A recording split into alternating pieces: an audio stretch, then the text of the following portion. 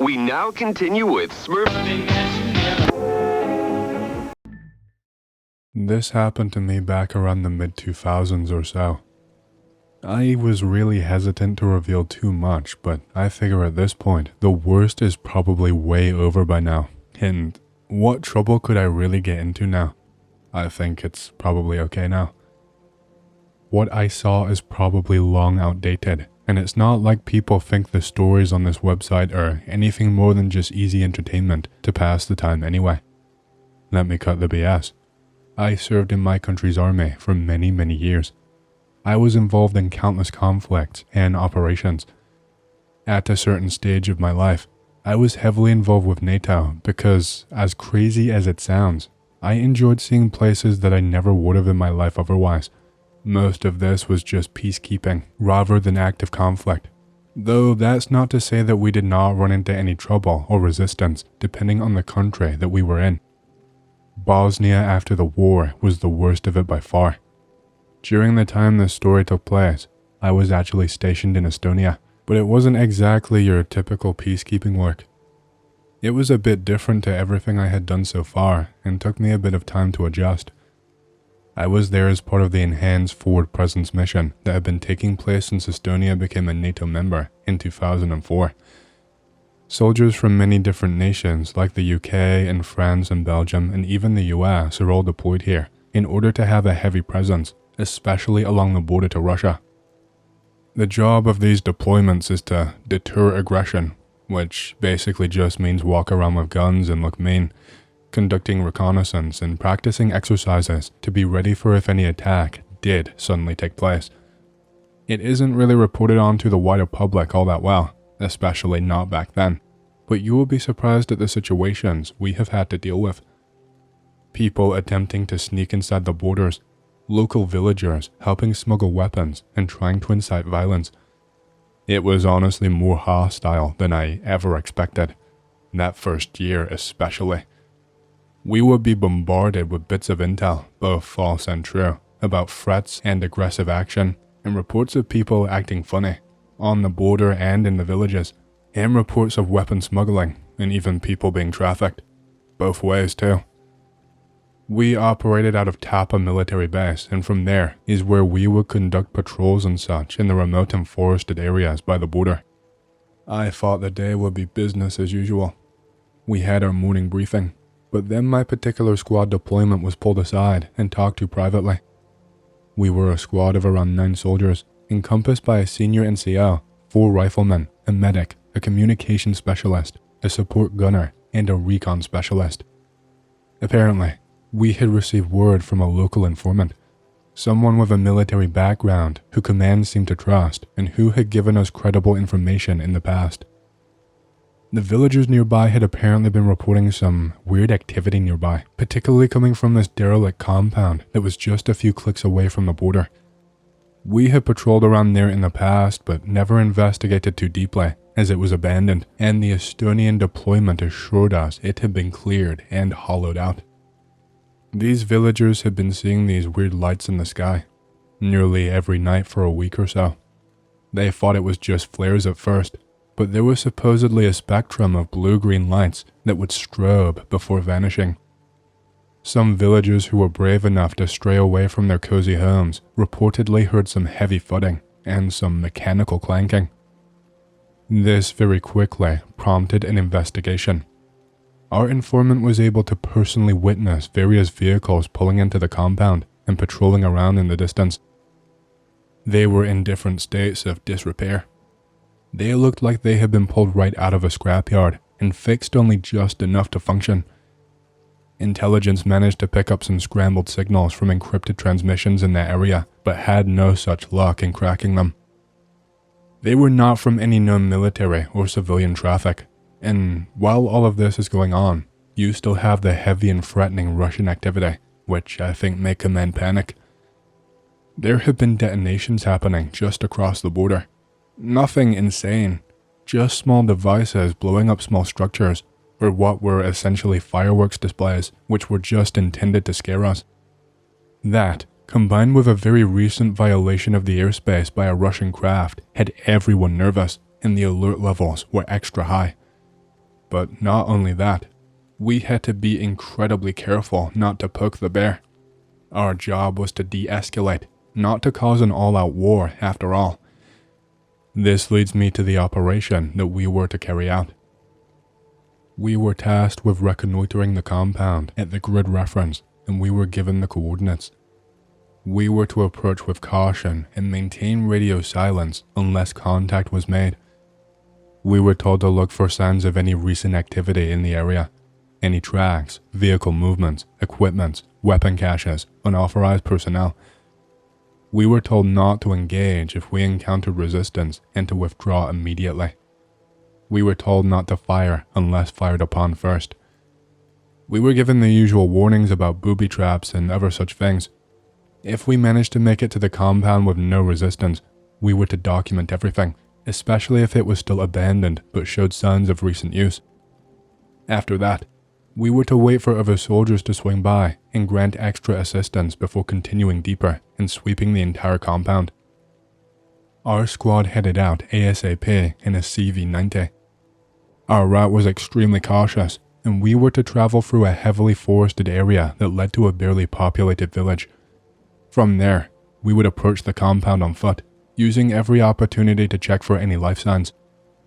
We kept checking in every few minutes just to update on our current position and situation. The village that we passed through was a little weird. There were more people there than usual.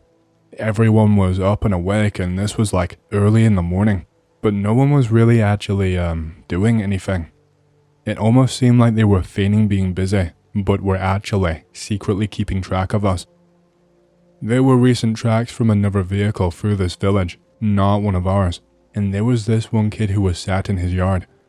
I guess he was supposed to be shearing and caring for the sheep, but he did not even pretend.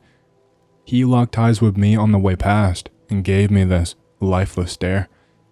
It creeped me the hell out, if I'm honest.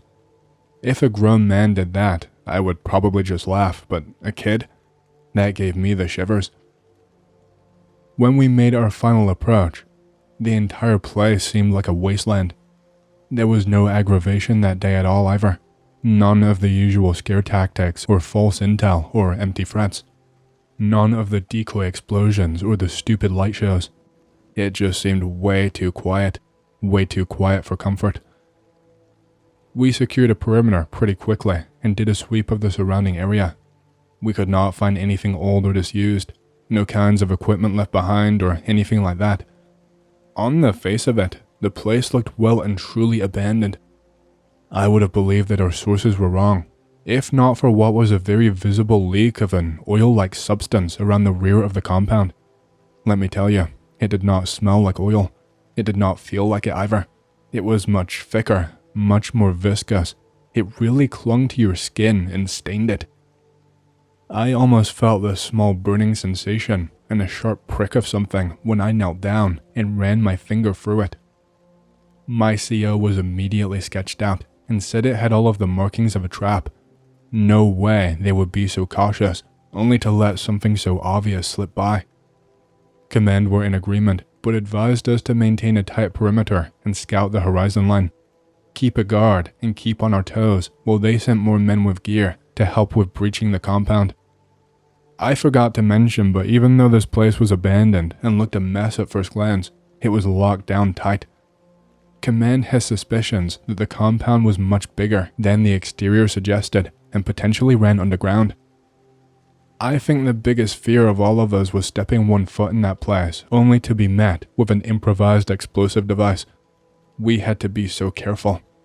I think we sat there for maybe 30 minutes. Only a 2-man team showed up, god damn it. What were they playing at? Command informed us that they suddenly had a situation, more intimidation tactics, and the other men would be there shortly. That's just great. They got to work on the doors. We wanted breaching with explosives to be a last resort. We wanted to keep our presence to a minimum. I think we only waited about 15 more minutes until there was this thunderous crack ringing in my ears, and the rifleman next to me had a gaping wound in his eye, and he was slumped up against a wall, sliding down it with blood gushing out of him. All of the events from here are like one big blur. It's like when you try to recall a dream and the events are muddied and meshed together, and you can't always remember everything in the right order. You can't always get a clear picture in your mind either. Out of nowhere, there was more gunfire raining down on us, but we could not spot a shooter. One of the other riflemen took a bullet above the knee, and we assumed defensive positions. I remember, and this could be my brain being wrong and misremembering, but it only sounded like one assailant. It did not sound like a barrage of gunfire from a well-drilled team. It sounded like one gun at a time. Every time we tried to peek out ahead to see anything, lifted our arms to provide suppressive fire, it did not seem to deter our attacker. I can't count how many times someone came close to losing their head. There is barely any cover. We are completely exposed. Our comms to command are just static now and appear to be being jammed somehow. Our cover is being slowly whittled away, and we still cannot see anyone for the life of us, but we can hear this metallic clanking or thumping, something metal slamming down hard on concrete and on dirt. We decide to go to the last resort. CO is screaming for someone to place charges and breach the compound. He takes the executive decision and figures it would be easier to defend ourselves from an assault inside a base. It was risky and stupid in hindsight, but in the moment, we still were not sure how many shooters we were up against. We could have hit a booby trap, not to mention our attackers would have the advantage of presumably knowing the layout of the compound. Either way, it seemed like a good idea at the time. We did not even need to breach it in the end. One of us almost got killed trying to do that. Thankfully, a soldier on the rear perimeter found some kind of old and messed up metal cellar door type thing. It was buried under piles of trash and scrap metal and dirt and foliage. I have no idea how we did not come across it before that point. I remember there were bursts of suppressing fire ringing out as we took our chance at making a dash for it one by one. There was dust and shit being kicked up in front of us. At one point a couple of explosions went off, but not close enough to us to cause any harm. I think at one point I saw a flare shoot up into the sky too. Once we got in, we immediately began sweeping the compound as fast as we could. We made sure to set up at different parts in order to repel an attack. There were sons of people. There were rooms stacked to the ceiling with documents and paperwork, and even a room with a couple of computers inside of it. We did not have time to stop and check them. We found a staircase and descended deeper into the compound. The hallway was strewn with medical equipment and hospital trolleys, lots of drugs that had been used, either full or partially, used syringes that still looked to have traces of something that I could not make out in them. Then we reached some kind of dead end that led into another room. There was a keypad for the room, but it was switched off and the door was slightly ajar. What I saw in the room, I still do not know if it was real. All I know is that the hairs on my body immediately stood on end, and I felt this deep, real fear. I was already scared from the chaos outside, but this amplified it somehow, which I did not think was possible, especially at the time. It was a room filled with more medical equipment. There were these test tubes that were still full of these concoctions. They were labeled in what looked to be Russian. They had beds set up that had these horrible stains on them. One of the beds had a hole that was charred right in the middle, like some kind of acid had eaten through it. But the worst part was on the far wall. There were these tanks, medical tanks, water tanks, but I don't think they were full of water. The liquid inside them was tinged in this yellowish hue, which could have just been from debris and age, but I think it was something else. There were 3 of them lining the walls. 2 of them were completely empty, but the one in the middle, it was occupied. There was someone floating there in one of them. I say floating, but his body had actually sunken right to the bottom of this tank, which is the opposite of what should happen when someone dies. In the tank, what was left of a human body. He was very obviously dead. I could not tell you how long ago he died. It didn't look like decay had properly set in yet, but it was hard to tell. Parts of his flesh and his body were just melted away. Strips of flesh were just gone.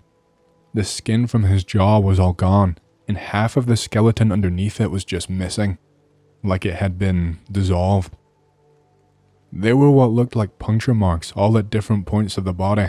Marks on the neck, the arms, even one in the thighs. My CO had seen enough. told us to bring more men down here and reinforce the room. Said we would try and contact command again and ask for additional reinforcements, but that was not the only room left. We mistakenly thought this room was a dead end, but behind what was just hanging cloth and draped sheets, there was another room. It looked to have been hollowed out into the wall. It wasn't a large room, only big enough for a table which had someone strapped down to it, and another wooden structure beside it that was lined with tools. It looked like the most bare workshop that you could possibly imagine. I think this one scared me more than the man in the tank. This guy, he looked like a local from a nearby village. He was strapped down with these leather buckles. His body was, I don't even know how to properly describe this. It was altered. He had bits and pieces of metal fused into this body. You could see a scar where his arm had been amputated below the elbow, and then the horrible wound and scarring where his skin had tried to heal over, where these metal pieces and contraptions had been jammed into him. The bits were just shoved in haphazardly. Some looked like they had been fused to the body with heat. This guy was also clearly dead, but he looked like he suffered a great deal of agony before his death. It was not long after this before we heard an explosion and metal clanking on the ground. We had men positioned strategically to protect the hallway leading to this dead end. We just hear this horrible metal clanking and things being toppled over and what sounds like pieces of metal being, I don't know, crushed. And it was not long before we were under fire again. Again, my memory is not the clearest because the firefight was so fast, but it was just one person. Only one person entered and was firing at us. He looked like the guy on the table, with the metal fused to him, but obviously more refined, I guess you would say. His arms and legs were augmented with metal. He had this metal chest plate type thing embedded into his skin that the skin had healed over. Even when he was hit by bullets in places where he still had flesh, he did not scream or make a sound or even look scared, and no blood came out of him. The only thing that seeped out from his body when he or it was hit by return fire was some kind of black substance.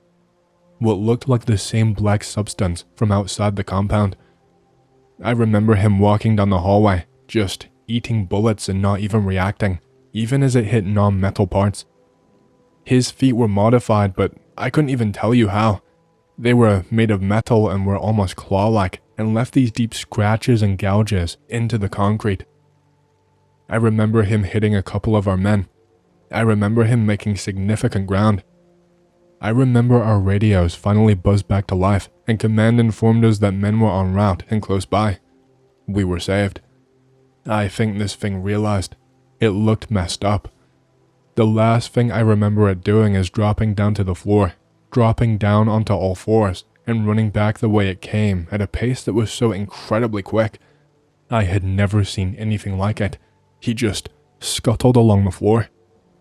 It left a trail of black blood or whatever it was and tore up the ground. We managed to treat the wounded as best as we could until people arrived. Fortunately for us, we only suffered the one casualty.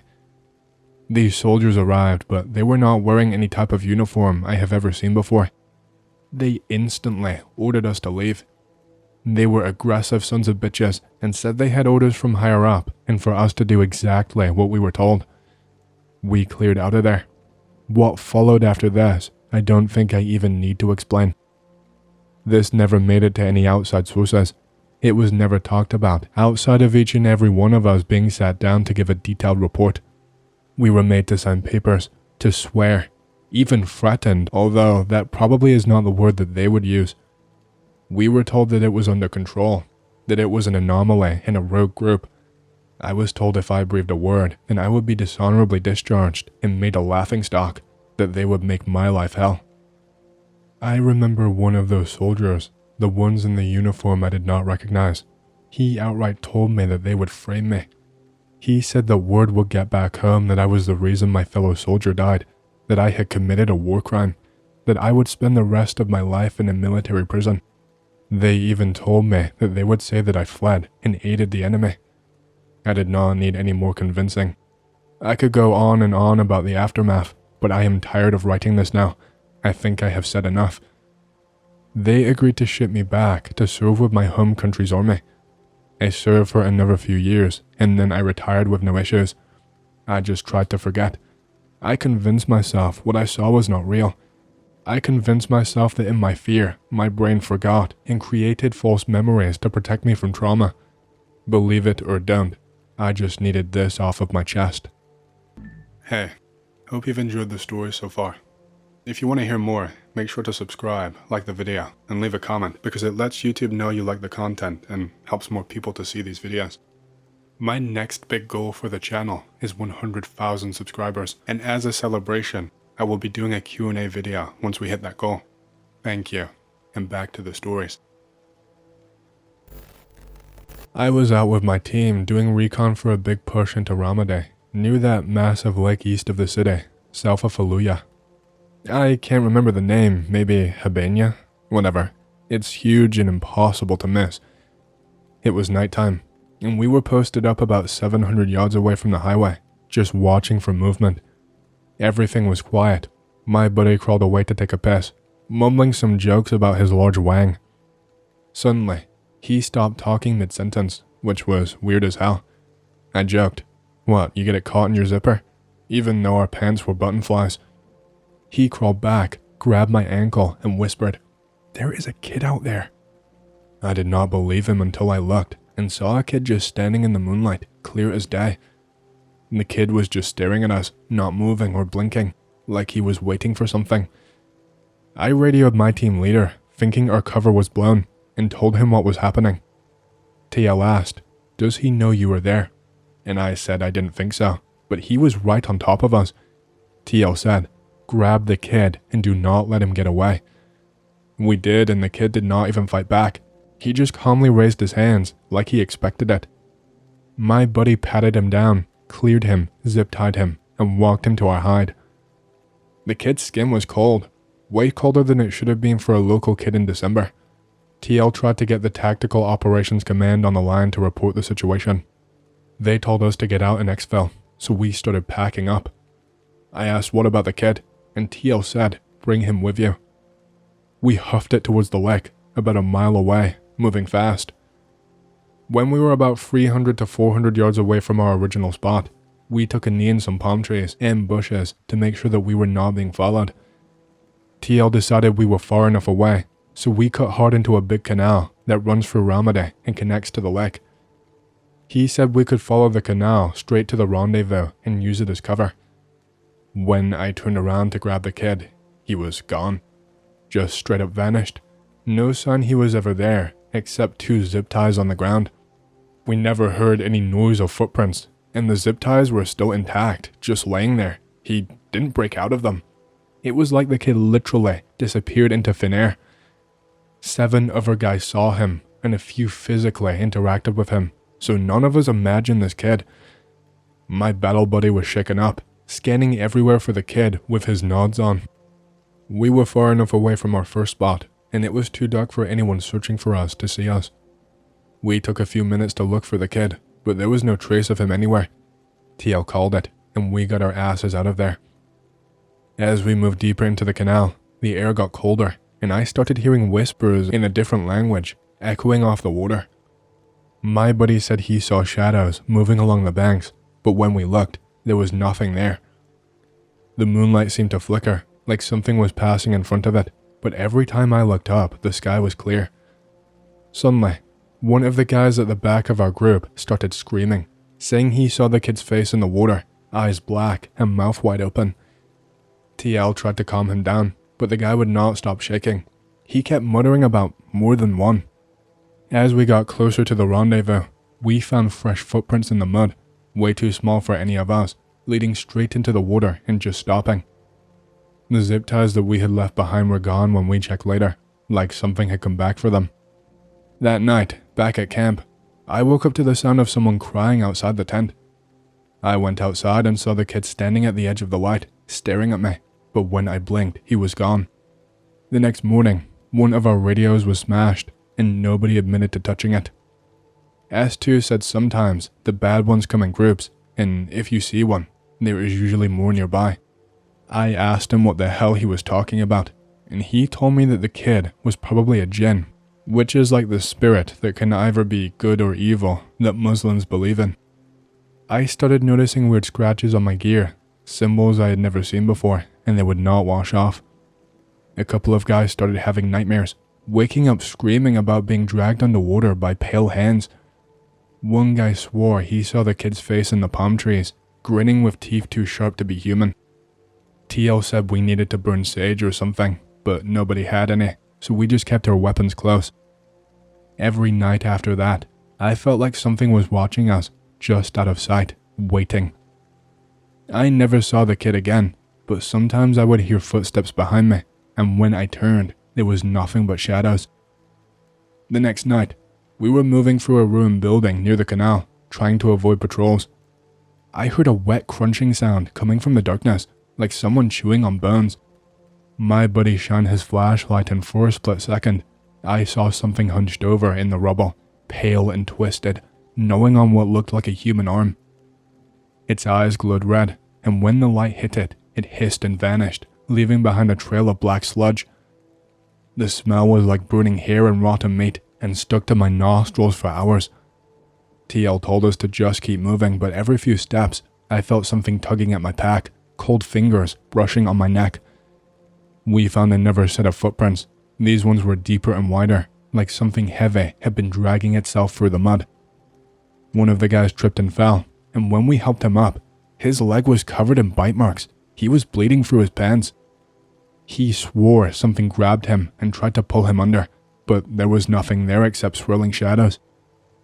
We started hearing voices, these whispers in what I presume was Arabic, but none of us understood. The words felt like they were crawling into my ears, making my skin itch and my teeth ache. My battle buddy started muttering to himself, saying he saw the kid again, but this time the kid's mouth was full of sharp broken teeth. The TL tried to keep us together, but the group was falling apart. Everyone was jumping at shadows and flinching at each and every sound. We found a pile of bones near the canal, picked clean and arranged in a circle, with symbols carved into the mud around them. The symbols matched the scratches on my gear, and when I touched one, my hand went numb. S2 said we needed to get out, that it was a sign that the Djinn were back, that some of them can be pure evil and will stop at nothing to ruin your life and try and kill you. As we tried to leave, the air got thick. It felt like I was breathing through a wet cloth, and the moon disappeared behind a wall of black clouds. I heard a kid's voice, but it was coming from everywhere at once, echoing through the trees and bouncing off the water. And then something other appeared, a second Djinn. It was not like the kid, but tall and twisted, with skin like cracked stone and eyes that burned like coals. It moved through the darkness. Its limbs bent the wrong way when it moved. Its mouth was stretching into a grin that split its face in half. It reached out and grabbed one of the guys, lifting him off the ground with one hand, squeezing him until his bones popped. The guy screamed, but the sound was swallowed by the night, and when the Djinn dropped him, he did not move. There was blood pooling up in the mud, and the Djinn got down and licked it up, and it left a trail of steaming footprints behind. TL fired his weapon, but the bullets just sank into the Djinn's skin and vanished, like they were being eaten. The Djinn turned to me, and I felt every hair on my body stand up, like I was being electrocuted. It whispered my name, even though I'd never said it out loud, and I felt my heart skip a beat. My vision blurred, and for a moment, I saw dozens of faces in the darkness, all with black eyes and mouths full of teeth. The kid was among them. He was grinning, holding out his hands, beckoning me to join them. I tried to run, but my legs would not move, like I was stuck in glue. The Djinn reached for me, and I felt its fingers wrap around my throat, cold and hard as iron. I could not breathe or scream. I just had to stare into its eyes as they burned brighter and brighter, and I felt the life draining from me. Suddenly, TL tackled me, breaking the Djinn's grip, and we both fell into the mud. The Djinn shrieked. It was so shrill, it sounded like metal on bone. And then it vanished away into the trees. We scrambled to our feet, dragging the wounded guy with us, and ran for the rendezvous as fast as we could. The air was thick with fog, and every shadow looked like it was reaching out for us. I heard footsteps behind me. They sounded heavy. They sounded close, but when I looked back, there was nothing there. We made it to the rendezvous, but half the team was missing, and the wounded guy was barely conscious. S2 said that we had been marked, that the Djinn would follow us wherever we went. I did not sleep that night. All I could do was stare into the darkness, waiting for the Djinn to come back. Thankfully, I was not deployed there much longer, and I never experienced anything as horrible as that again.